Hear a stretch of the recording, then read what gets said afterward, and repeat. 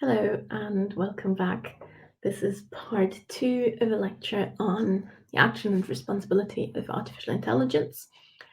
If you haven't watched part one yet, and as I mentioned in part one, if you haven't watched the first two lectures of a three-part lecture series, but this lecture is the third one of, then I recommend that you do that first.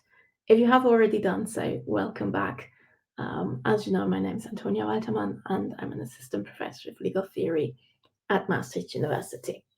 Now, in the previous part, so in part one of this lecture, I've talked about the argument, the restrictivist argument, that there are certain limits to what the law can and cannot do when it comes to liability or responsibility, or the kinds of legal constructions that are possible. And I have suggested that if we consider law to be a conventional tool and something that we ourselves create, and that is certainly the case for positive law, then there is no limit to what can be done. But of course, the fact that something is technically possible does not also mean that it should be done. So in this second part of the lecture, I want to look at that question. Should the law hold artificial intelligence directly liable? Spoiler alert, I will not be giving a definite answer to that question, but I do want to zoom in on certain types of arguments in that debate and see how those play out, especially in light of insights from the cognitive sciences. The argument that we're looking at in this lecture, and that is just one possible argument for whether or not the law should hold artificial intelligence liable, whether or not it should regard artificial intelligence as acting in the eyes of the law, is the following. Law should regard only those entities as agents that are real agents, and artificial intelligence lacks the characteristics of real agents. Therefore, the law should not regard artificial intelligence as agents. We can make the exact same argument with regards to responsibility. In the previous part of the lecture, I predominantly talked about responsibility. In this case, talking about agency. There is a link between the two. It's not necessarily there in all cases because the law knows, for example, strict liability. But in many cases, very many cases, we see that there is a link between agency and responsibility, and that we hold entities liable for things that they have done, presupposing that they can do things, that they can be an agent in the sense that I outlined in part one of the lecture. But when it comes to this question of real agency or real responsibility, what are we talking about here? I think there are different possibilities. Phenomenologically, so given how things appear to us, we tend to make an intuitive distinction between things that cannot do anything, for example, stones, and agents, those beings, those entities that can actually influence the world and that can do things. And we have an intuitive understanding of ourselves and of other human beings as agents in the world, so firmly belonging to the agent side of that spectrum, and of other things, such as stones, for example, or trees, as belonging to the category of things. This distinction between agents and things is not a perfect one, however, especially I think given that we introduce at times new kinds of entities, new categories of beings that we then have to figure out where do those fit into it. And at times we learn new things about existing categories, or we change our way of thinking about existing types of beings, and change which of those boxes essentially we put them into. So if you think, for example, about animals, animals currently are regarded as things by the law, but I think intuitively most of us would not regard animals as things. the law did not always regard animals as things either. So there is an intuitive element here, and intuitively we make certain distinctions, but those are not necessarily always reflected in the law in an equal way. There are interesting things, by the way, to be said about the agency and responsibility of animals. And if anyone is interested, shoot me an email and I will recommend some articles on that. So phenomenologically, we make a distinction between things and agents.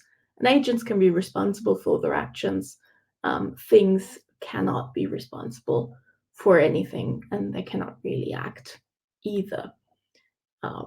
Moral theory, there are different approaches to the question of agency and responsibility, with some theories saying that there's something that is like to be really responsible, and we can identify under what circumstances someone is really responsible, and other theories that say that responsibility is something that we attribute on the basis, for example, of existing social rules, existing moral rules. So something that is part of our moral practices. And if that is the case, then the question becomes, when do we hold someone responsible? With us holding them responsible being what makes them responsible. Here, particularly when it comes to being responsible, but to a large extent also given current moral practices when we hold someone responsible, questions such as knowledge, did they have knowledge of what they were doing? Did they do it intentionally? And did they have control over what they were doing? Did they have sufficient freedom? These kinds of questions play an important role in whether or not we regard someone as responsible, whether or not we hold someone responsible. Now, as I suggested earlier, the law is socially constructed, certainly positive law is socially constructed, and it is technically possible for the law to differ from either the phenomenological or the moral sense of agency or responsibility. So these do not need to coincide, and law can technically do other things. But then the question becomes whether the moral or phenomenological view is the one that we might mean with real agency or real responsibility, in the sense of there is something outside of the law that the law should match, that the law should not go against. And here the argument might look as follows. It might say that real agents must meet criteria of rationality, must possess free will, must be autonomous, or must have consciousness, must be conscious or sentient, that there must be something that it is like to be them, for example. That we as human beings are real agents because we do fulfill those criteria, we meet those conditions, and that we as human beings are therefore responsible for our intentional and free actions. I think this is a relatively intuitive way of looking at ourselves, of understanding how we act and why we are responsible for our actions. So intuitively, I think this approach makes sense. However, that does not mean that this intuitive sense making provides us with reliable information about reality. So the question then becomes whether our intuitions, whether this phenomenological understanding that we have of ourselves as free and rational agents, whether that is a sufficient basis for making choices about holding someone legally liable and when that should or should not be done. And I think this is one area where the cognitive sciences and theories about insights from the cognitive sciences and the relationship between those insights from the cognitive sciences and law come into the picture, and where those things become very much relevant. Because the image that the cognitive sciences put forward about our own place in the world and our understanding of the world indicate that perhaps this intuitive and phenomenological picture that I've sketched just before is not the most reliable one. I've mentioned here on the slide a number of examples of insights from the cognitive sciences, such as dual process theories, such as questions about implicit biases or confabulation, and the illusion of conscious will.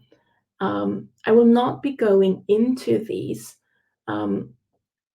If you want to dive deeper into that, many of the other lectures look at some of these things in more detail. For example, the second lecture of this three-part lecture series dives more into the question of free will and in how far the cognitive sciences and also philosophical theories that include information that we get from the cognitive sciences, what those suggest about the question of whether we have free will or not.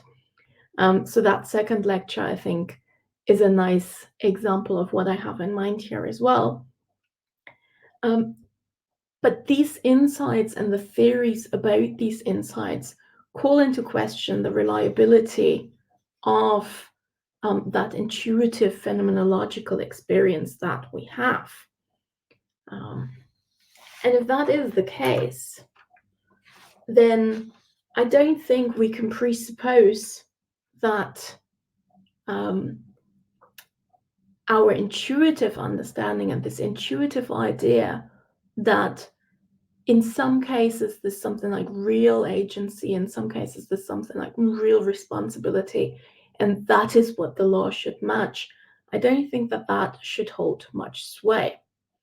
Now, we do need to be careful there, because even if you follow me in that argument, even if you agree with me here, and there is, of course, debate possible about this, so you don't have to agree with me, that does not say anything yet about whether the law should or should not hold artificial intelligence systems liable directly, right? We have not constructed an argument about that. What we have done is looked at a particular argument why that should not be done and said, okay, that argument perhaps does not hold, but there may be other arguments why it should not be done. And at the same time, we have not constructed an argument why it should be done. So we do not have an answer on the basis of this lecture. This lecture does not give us an answer as to whether or not we should hold artificial intelligence liable. I think there, what we need is a legal theoretical argument. We need a clear normative framework on the basis of which we want to make that argument. And while I think that our intuitive phenomenological approaches or understanding of the world should not be decisive in assumptions about sort of reality or truth or real agency or responsibility, I do think that given that we have those intuitions, and given that certainly if we go back to law being a conventional tool, we have law for a reason, and that reason to some extent is also to make it work for us, maybe not just for us, but then we're talking about what normative framework are we talking about. But we should certainly take the phenomenological experiences, the intuitions that we have on board in our argument about what kind of entities we regard as agents, what kind of entities we regard as capable of acting and as capable of being morally responsible, but also of legal liability, so legal responsibility in that sense. We should take that on board. We should not disregard them. So this lecture is about the place that we should give them in the argument. We should not blindly accept and trust our intuitions, but that doesn't mean that we can't take them on board either. So to wrap it up, in a way, I think that for the law, cognitive sciences change everything and nothing, which is, of course, a throwback to an article about neuroscience, which falls under the cognitive sciences. Law as a social practice, I think, determines its own concepts, and as such, can technically hold anything or anyone liable. But at the same time, that does not tell us anything yet about whether or not it should do so. And insights from the cognitive sciences, I think, allow us reflection on fundamental presuppositions that underlie the law, such as that there may be real agency or real responsibility that the law needs to track, should track, and that those depend on metaphysical characteristics such as having free will. In that sense, I think this third lecture, and that is the note I want to end on, connected with the second lecture about free will, gives us an example of the kind of challenge that the cognitive sciences or insights from the cognitive sciences can put forward to the law, for which the first lecture of this three-part lecture series gave us a possible analytical and conceptual framework. Thank you very much for your attention, and I hope that you've enjoyed these 3 lectures.